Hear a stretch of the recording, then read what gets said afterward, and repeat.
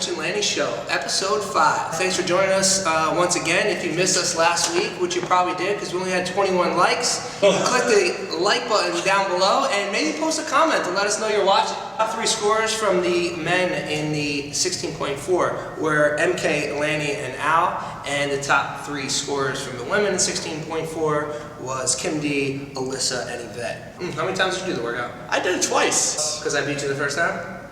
That played in slightly. It's a big man's workout. It's heating up. And let's go ahead and get right to the reason why we're here, and that's Friday Night Lights. 16.5 is going to be a repeat. It's a repeat. It is 21, 18, 15, 12, 9, 6, 3 of thrusters and bar-facing burpees. Classic CrossFit couplet. People love RX and workouts, but they love it when the clock's there to save them. And there's no clock to save you this time. So if you commit to that RX workout, you're battling it out. I think it's 168 total reps. You know, we're going to talk about this for the next year. And we've been talking about it since 2014 when many people may have laid on the floor and thought about quitting CrossFit.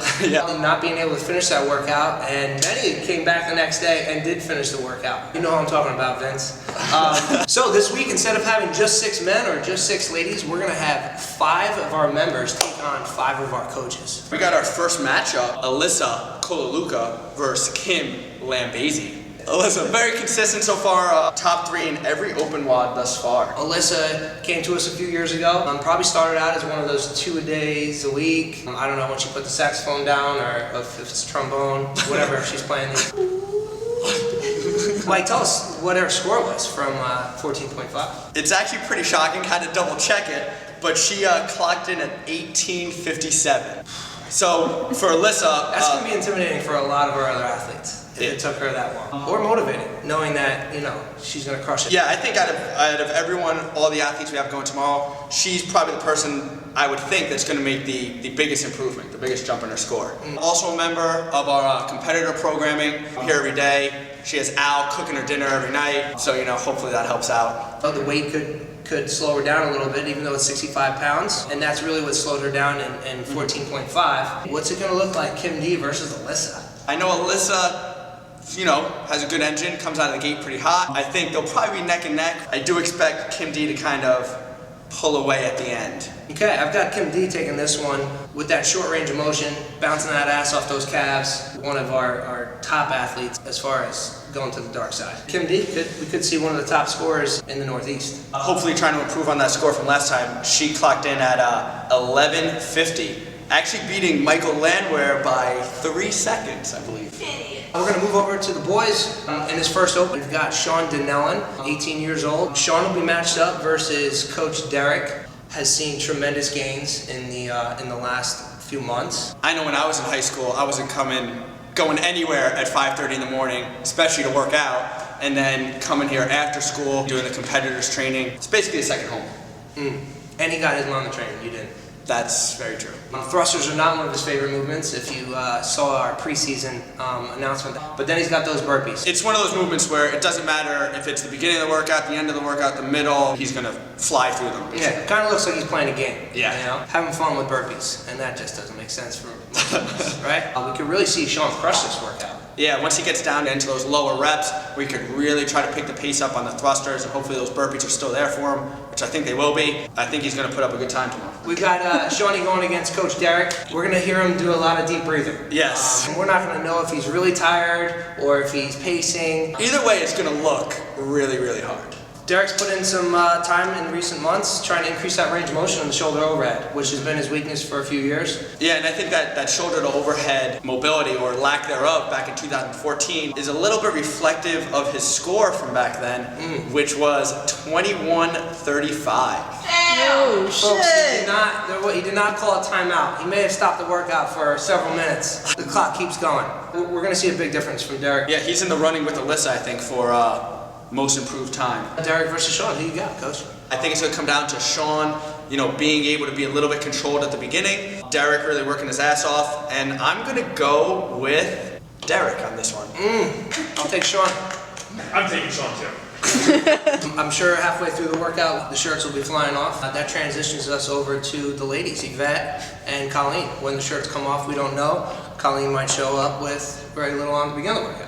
Yvette Rodriguez Longobardi versus Coach Colleen. We have two ladies that are really going to throw that barbell around, 65 pounds. They're really going to manhandle it. Expect them to both do the sets unbroken, and then it's really going to come down to the burpees. Colleen, one of our strongest athletes, if not strongest, when you're talking about upper and lower body.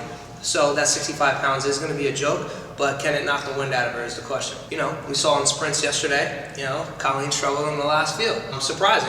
Pretty sure Willie took her out those last 3 runs. Back to our highlight athlete here, which is Yvette, known for talking trash during and after workouts. If you're not following standards or maybe not counting reps right, Yvette's going to let you know. She's good for being the bad cop. She might be trash talking the spectators tomorrow. Between Yvette and Colleen. I'm going to side with Colleen on this. I think Colleen's going to be able to do the thrusters unbroken. I think Yvette's going to do the thrusters unbroken. I just think that Colleen's going to be able to handle that a little bit better, maybe keep her heart rate down a little bit more, and in the end I think she's going to come out on top. I'm going to take Yvette just to go with something different here, and I think Yvette is one of those athletes that can really go to the dark side. We're going to see saliva pouring out of her face, eyes tearing up, hair everywhere, and she just continues to move through it. So depending on if she can set a decent pace, something that she can hold on to, and then have that last push.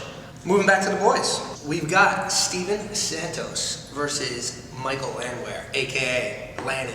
Steve is really dove into the competitive programming, has had some ups and downs with some minor injuries. You know, he's not going to sit around and complain about it and be like, oh, I can't do this, can't do that. He's going to find something else that he can do and get better somehow. Yeah, tweaked his wrist, knew he had to modify for a couple months leading up to the Open, wasn't really thrilled about it, but never stopped putting that work in. Always squatting using dumbbells, something like that, figuring out a way to get the work done. Yeah, he's a quiet guy. Not many members even know how long he's been around. He's got some dry humor. I know he was one of the guys who wanted to see the heavy movements because he has gotten so much stronger. I think he was disappointed for himself, wanted to show off a little. Plus he does like the sweets, so maybe too many cookies in the past 15 days alone. There were some leftover Girl Scout cookies laying around, and those boxes are missing. Loves the cake as much as he loves to do squats. He's going to do really well. He's probably going to beat you. I'm not sure about that. No, we're going to watch Lanny do one of the ugliest burpees that you'll see, where he contorts himself. He might be walking around like this for days after. It's all about meeting movement standards. When you redo the workout, you have to contort yourself in the other direction. It's just all about balancing it out. So between Steve and Lanny, who you got, Coach? I am selfishly going to pick myself in this one. That's not selfish. That's just foolishness. I'll take Steve Santos. You heard it here, folks. I take Steve Santos. Take him down on Friday Night Lights. Much like Derek, I don't know if you're a showman. You know, you don't like the big crowd. But if you did this workout by yourself in the back room with no judges around, killing it. We have 2 more gentlemen. Currently ranked numbers 1 and 2 at Maxability. We've got MK and Allison Zari. Maybe our own little Rich Froning and Frazier. We have MK. Is he washed up? We have Al. Possibly most improved, has really come a long way from a knee surgery, made some serious nutritional changes. Yeah. He's Facebook famous now. People are coming up, like, how does he do it? Julia's his biggest fan. Al's signing autographs with Julia in the back. And I think Al, he's shown it week in, week out in this Open, is that he does bring it on Open day. It's not like MK's Froning and he's going to come out with a smooth pace and then he's going to crush you in the end. He's going to come out super fast. It could cause Al to jump into the red line a little bit. Yeah, I hate to use the word game plan with Al, but it is important that he does have a little game plan, a little strategy going into it. He often came into the gym, you know, head down, a little discouraged. He went through some rough patches, like I mentioned, with the knee injury. But now he comes in, he's got a big smile on his face, not only physically, but mentally, is definitely changed as an athlete. You know, we could see a nice battle between these two.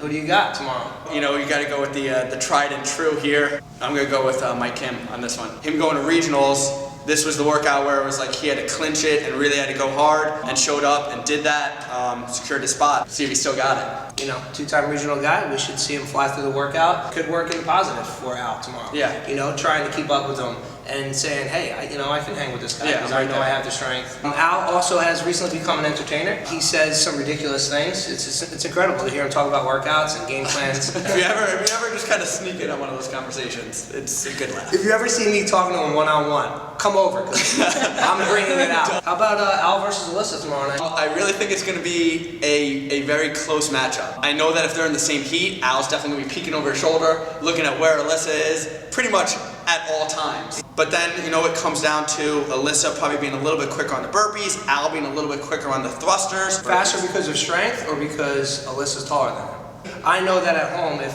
there's something on the top cabinet, Alyssa does get it out of the cabinet for Al. I'm gonna take Al, but barely take Al. All right, I'm putting them in the same heat then. Guys, thanks so much for tuning in for the last 5 weeks. We've had a lot of fun. We hope you've had fun. Appreciate the likes and the comments below. Come on down Friday night. One more time, we're gonna see it.